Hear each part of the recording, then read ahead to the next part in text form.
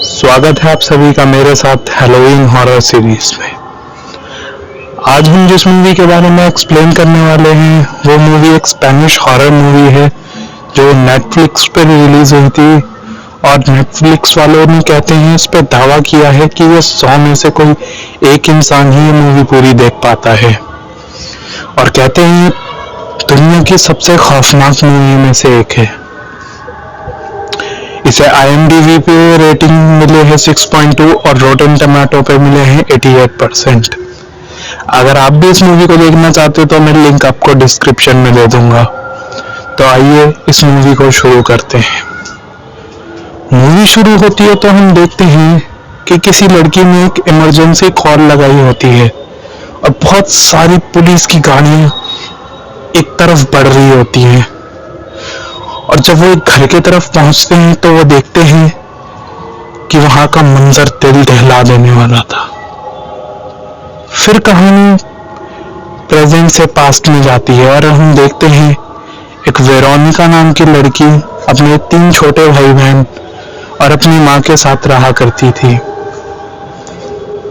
Veronica के पिता की किसी दुर्घटना में मौत हो गई थी, जिस वजह से वेरोनिका बहुत ज्यादा परेशान रहा करती थी। वेरोनिका की मां एक बार में काम करती थी, जिस वजह से उन्हें रात को घर आने में मुश्किल होती थी। वो पूरी रात काम करती थी और दिन में वो सोती थी। फिर हम देखते हैं वेरोनिका अपने भाई बहनों को तैयार करती है, खुद तैयार होती है और स्कूल के लिए जाने लगती है।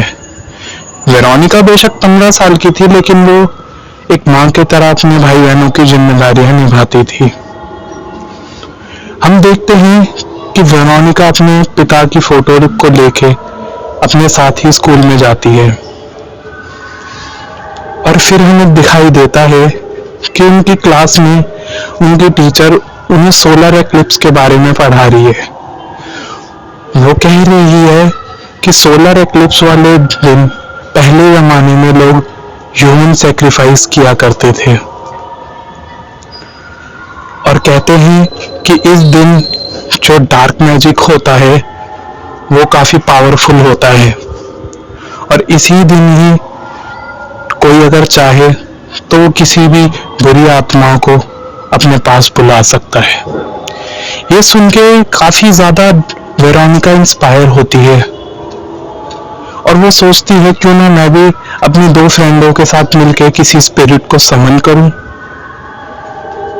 फिर जो जितने भी उसकी क्लास में बच्चे होते हैं वो अपनी टीचर के साथ सब छत पे सोलर एक्लिप्स देखने जाते हैं, पर वेरोनिका अपनी दोनों फ्रेंडों के साथ बेसमेंट में जाती है और ऊर्जा बोर्ड के साथ एक स्पिरिट को समन करने लगती है। वो पहले फैसला करते हैं कि हम डायना के बॉयफ्रेंड को बुलाएंगे, पर डायना के पास उसकी कोई भी चीज नहीं होती, जिसकी वजह से उसे समन नहीं किया जा सकता था। पर वेरोनिका के पास उसके फादर की फोटो जरूर होती है, तो वो फैसला करते हैं हम वेरोनिका के फादर को ही बुलाएंगे। फिर वो अपना रिचुअल स्टार्ट कर देते हैं और तीनों एक कांच के ग्लास को इस ऊर्जा बोर्ड पे रखते हैं और एक स्पिरिट को समन करने लगते हैं। जैसे ही वो समन करना शुरू करते हैं देखते हैं क्लास बहुत ज्यादा गर्म हो गया है और डायना उस पे से अपना हाथ हटा लेती है, पर वेरोनिका को कोई मानो फर्क ही नहीं पड़ रहा था। वो एकदम बुत की तरह बन जाती है, जैसे मानो वो बर्फ की हो गई हो। इसी बीच सोलर एक्लिप्स भी पूरा हो जाता है और जैसे ही सोलर एक्लिप्स पूरा होता है क्लास एकदम से चकनाचूर हो जाता है। चकनाचूर होने के बाद कुछ कांच के टुकड़े वेरोनिका के भी हाथ में लग जाते हैं। वेरोनिका के हाथ से बहुत ज्यादा खून निकलने लगता है, कुछ खून ऊर्जा बोर्ड पे भी लग जाता है और वो 2 हिस्सों में टूट जाता है, जिसका सीधा सा मतलब एक ही था कि जिस डीमन को वो बुला रहे थे वो अब आ चुका है और उसने वेरोनिका के शरीर पे अब पूरी तरह से कब्जा कर लिया है। ये सब होते ही वेरोनिका एकदम बुत की तरह बनी रहती है और कुछ ही देर बाद वो बिल्कुल बेहोश हो जाती है।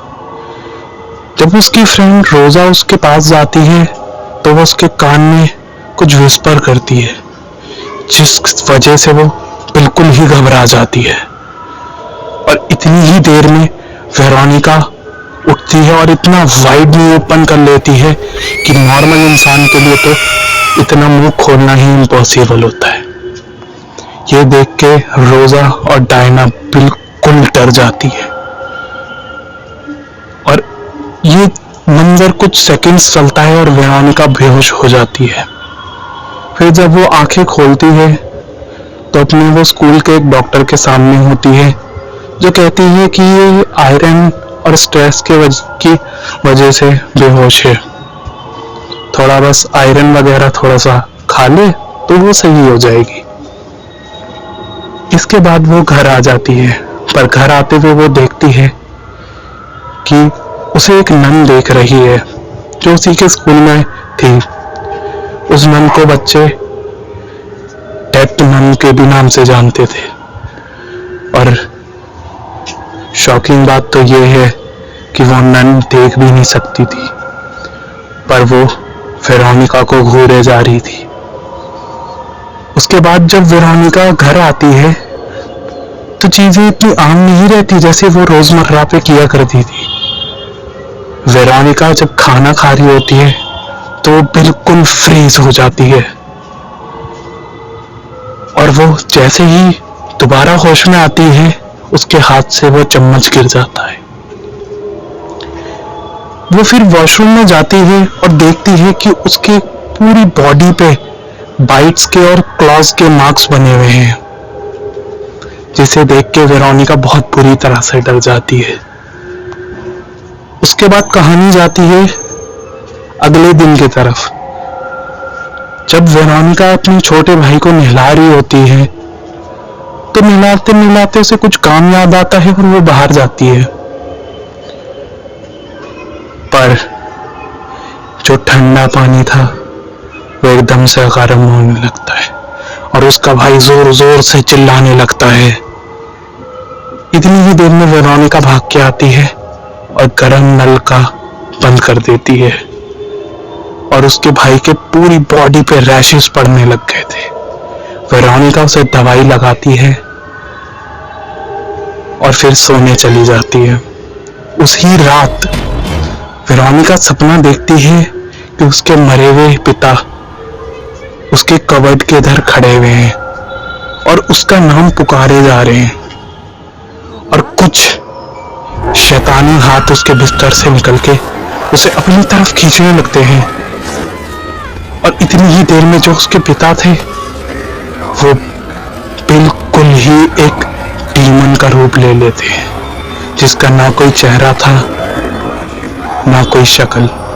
बिल्कुल वो एक काले कलर के एक डीमन के तरह लगने लगते हैं। फिर वो एकदम से वहां से शिफ्ट होके देखती है कि उसके भाई बहन उसके ही साथ में बैठे हुए हैं, लेकिन उसका छोटा भाई उसका गला दबा रहा है और जो उसकी बहन है वो उसकी आंतों को नोच नोच के खा रही है और उसकी माँ उसे कंटिन्यूसली डांट रही है, बहुत डांट रही है। और उसकी माँ उसे इतनी बुरी तरह से उल्टा सीधा कह रही होती है जितना उन्होंने आज तक कभी उसे नहीं कहा था। और उसकी बहन वेरोनिका को पूरा जिंदा कच्चा खाना शुरू कर देती है। फिर एकदम से वेरोनिका की आंख खुलती है। फिर अगला दिन होता है और वो स्कूल जाती है और वो काफी दुखी थी क्योंकि उसकी दोनों दोस्त डायना और रोजा कोई भी उससे बात नहीं था। रोजा और डायना दोनों उससे बिल्कुल उखड़ी उखड़ी थी। यही सबसे परेशान होके वेरोनिका दोबारा से उस बेसमेंट में जाती है। वही डेथ नन वहां खड़ी भी है। वो उसे खूब डांटती है और समझाती है, जिस डीमन को तुमने बुलाया है उसे तुमने कैसे बिना गुड बाय कहे जाने दिया और ऊर्जा बोर्ड बंद कर दिया। अब वो डीमन तुम्हारे साथ ही रहेगा और बिना तुम्हें लिए नहीं जाने देगा। वो कहती है ऐसी शैतानी आत्माएं एक इनोसेंट सोल की तलाश में रहती है। इसलिए तुम्हारे भाई बहन की जिंदगी बहुत खतरे में है और तुम ही हो वो जो उन्हें बचा सकती हो। वो कहती है कि तुम्हारी तरह मैंने भी अपनी जवानी में ऐसी कुछ गलती करी थी और मुझे भी ऐसे कुछ शैतानी साए दिखते थे। इसी वजह से, इसी कारणों से मैंने परेशान होकर अपनी आंखों में तेजाब गिरा लिया और मेरी आंखों का यह हाल हो गया। उसे कहती है अब तुम ही बचा सकते हो अपने भाई बहन को। और वेरोनिका अपने घर जाके कुछ वाइकिंग सिंबल्स बनाने लगती है। अगर आपको नहीं पता वाइकिंग्स कौन है तो आप गूगल करके देख सकते हैं। वो अपने घर पे जाके वाइकिंग सिंबल्स बनाने लगती है एक पेपर पे। और जैसे ही रात होती है वो देखती है वो पूरे पेपर जलने लगते हैं और उसे अपने घर पे एक इंसान की तरह आकृति नजर आती है।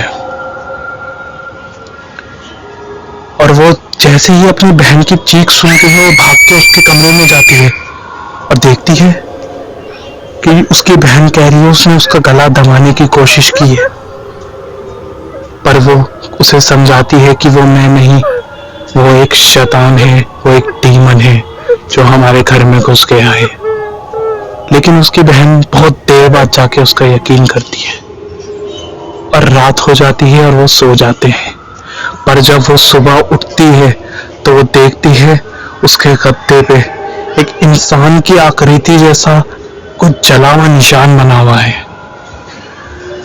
जिसे देख के वो यकीनन बहुत बुरी तरह डर जाती है। इन्हीं सब चीजों से बहुत ज्यादा वेरोनिका परेशान हो जाती है और अपनी दोबारा से स्कूल जाती है और उसी नन से मिलती है और वो कहती है कि इसका कुछ अंत भी है या नहीं। तो वो नन बताती है कि जो उसने ओइजा बोर्ड का खेल शुरू किया था और बिना ही गुड बाय बोले बंद कर दिया था, वो उसे अब दोबारा खेलना होगा। वेरोनिका दोबारा से वो गेम खेलना शुरू कर देती है। खेलते खेलते वो अपने भाई को बोलती है कुछ वाइकिंग्स के सिंबल वो दीवार पे और कुछ पेपर्स पे बना दे। लेकिन उसका भाई उस काम का ठीक उल्टा करता है। वो वाइकिंग्स के उल्टे सिंबल वहां बना देता है जो डीमंस को दूर नहीं रखते, डीमंस को अपने पास बुलाते हैं। और वो अपनी दोनों बहनों के साथ उसी गेम को दोबारा से खेलना शुरू करती है। लेकिन वो देखती है जिस डीमन से वो दूर भागने की कोशिश कर रही थी वो डीमन पूरी आकृति में उसके सामने आ जाता है और वो बहुत ज्यादा तीनों डर जाते हैं। वो सीधा घर से बाहर भागने की कोशिश करते हैं। वेरोनिका के भाई को वो खींच के डीमन ले जाता है और वो अपने भाई को ढूंढने की कोशिश करती है और उसका भाई जब उसे मिल जाता है वो अपनी दोनों बहनों के साथ जोर से भागती है और भागते भागते वो देखती है कि जो उसका भाई उसकी गोदी में था वो अब गायब हो चुका है। ये मंजर देख के मानो किसी का भी दिल दहल जाए। वेरोनिका दोबारा से बहुत जोर से भागती है अपने घर के तरफ और अपने भाई को ढूंढने की कोशिश करती है और वो देखती है कि वेरोनिका का भाई एक कबर्ड में अपने कान बंद करके जोर जोर से उसका नाम ले रहा है। इसी बीच भागते भागते वेरोनिका के सर पे भी चोट लग जाती है। वेरोनिका का भाई जब उसका नाम ले रहा था तो वेरोनिका समझ जाती है कि वो डीमन मेरे अंदर है, वो डीमन मेरे से ही ये सब काम करवा रहा है, क्योंकि वो जो गर्म पानी का नल खुला था वो वेरोनिका ने ही खोला था और उसकी बहन का गला भी वेरोनिका ने ही दबाया। वेरोनिका ये जान के वहां पे पड़ा हुआ एक कांच उठाती है और अपने गले पे लगा लेती है। लेकिन उसी वक्त वो डीमन आके उसका हाथ पकड़ लेता है और यकीन मानो मूवी का ये सीन सबसे ज्यादा दिल दहला देने वाला था। वेरोनिका का मुंह इतना ज्यादा वाइड ओपन हो जाता है और वो डीमन अपना पूरा हाथ वेरोनिका के मुंह में डाल देता है। इसी बीच वहां पे पुलिस वाले भी आ जाते हैं और यकीन मानो उनका भी इतना ही बुरा हाल था जितना आप लोगों का इस मूवी देखने के बाद होगा। वेरोनिका फिर थोड़ी देर बाद जमीन पे गिर जाती है और वो पुलिस वाला जब वेरोनिका की एक फोटो उठाता है तो उस फोटो में आग लग जाती है। वो पुलिस वाला बाद में अपना बयान देता है कि ये कोई आम केस नहीं था, ये एक ऐसा केस था जिसमें एक सच के डीमन ने एक इंसान पे कब्जा कर लिया था और ये कहानी यहीं पे ही खत्म हो जाती है। मैं इस मूवी के अब लास्ट में वेरोनिका की रियल लाइफ से जुड़ी और वेरोनिका से जुड़ी कुछ रियल लाइफ की उसकी फोटोज में अब आप अपनी स्क्रीन पे देख पा रहे होंगे।